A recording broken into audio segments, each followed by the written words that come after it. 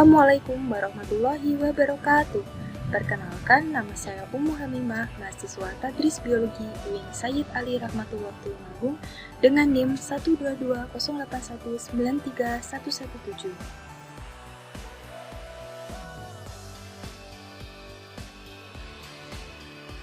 Apakah adik-adik tahu apa sih fungsi bunga itu? Ya, betul. Fungsi bunga itu sebagai alat perkembangbiakan generatif dan untuk menghasilkan biji. Selain itu, bunga juga berwarna menarik untuk memikat serangga.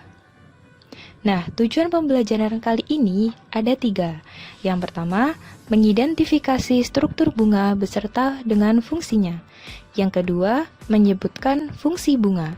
Dan yang ketiga adalah menjelaskan jenis-jenis penyerbukan pada bunga. Yang pertama akan kita pelajari adalah struktur bunga. Bisa adik-adik perhatikan struktur bunga yang ada pada video ini.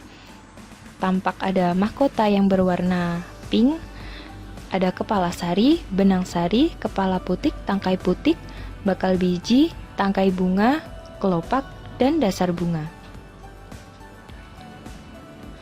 Lalu, apa sih fungsi dari struktur bunga itu? Yang pertama adalah kelopak bunga. Bagian ini juga disebut dengan kaliks. Kelopak bunga merupakan bagian terluar bunga dan sekaligus menjadi bagian yang paling terlihat. Fungsi kelopak bunga adalah untuk melindungi bunga saat umur bunga masih muda, yaitu saat masih berbentuk kuncup.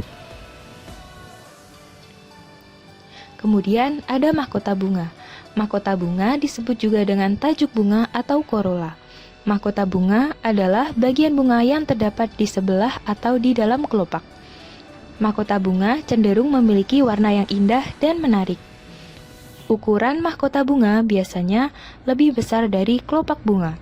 Warna mahkota bunga yang berwarna-warni dan bau yang harum membuat bunga terlihat menarik bagi beberapa macam serangga seperti lebah, kupu-kupu, dan binatang lainnya seperti burung dan kelelawar yang akan melakukan penyerbukan seperti pada lebah dan kupu-kupu. Selanjutnya benang sari terdiri dari tangkai sari, kepala sari, dan penghubung ruang sari. Tangkai sari disebut juga dengan filamentum. Bentuknya seperti benang dengan penampang yang melintang dan biasanya berbentuk bulat. Kepala sari, nama lainnya adalah antera.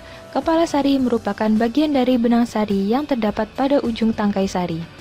Kemudian yang terakhir, penghubung ruang sari atau konektivum merupakan lanjutan dari tangkai sari yang menjadi penghubung dua bagian ruang sari.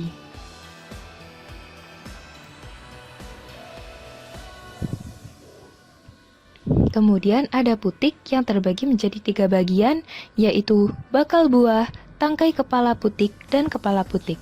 Bakal buah disebut juga dengan ovarium, yaitu bagian putik yang umumnya akan membesar. Letak bakal buah berada di bagian dasar bunga. Tangkai kepala putik, bagian ini disebut juga dengan stilus. Tangkai kepala putik adalah bagian putik yang sempit, letaknya ada di atas bakal buah. Biasanya berbentuk seperti benang.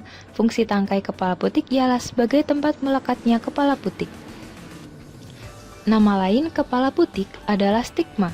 Kepala putik merupakan bagian putik yang berada di paling atas, tepatnya di ujung tangkai kepala putik.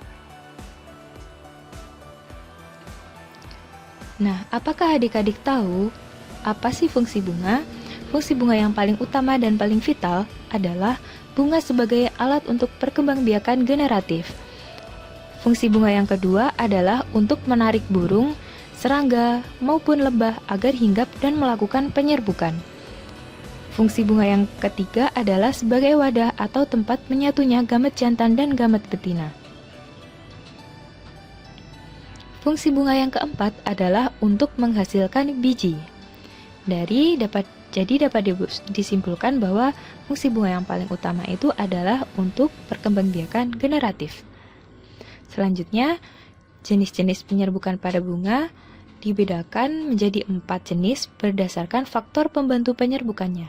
Antara lain, penyerbukan bantuan angin atau disebut dengan anemogami, penyerbukan bantuan air atau hidrogami, penyerbukan bantuan hewan atau zoidiogami, dan penyerbukan bantuan manusia atau juga disebut dengan antropogami.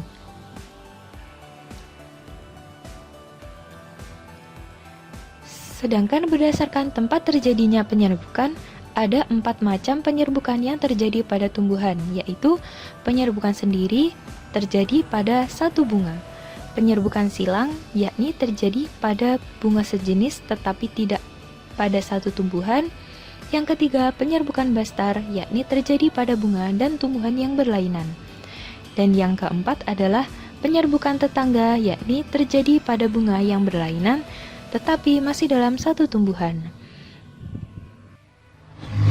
Demikian pembahasan pada video kali ini. Semoga bermanfaat untuk adik-adik. Apabila ada kurang lebihnya, saya mohon maaf. Jangan lupa like, komen, dan subscribe channel ini. Terima kasih. Wassalamualaikum warahmatullahi wabarakatuh.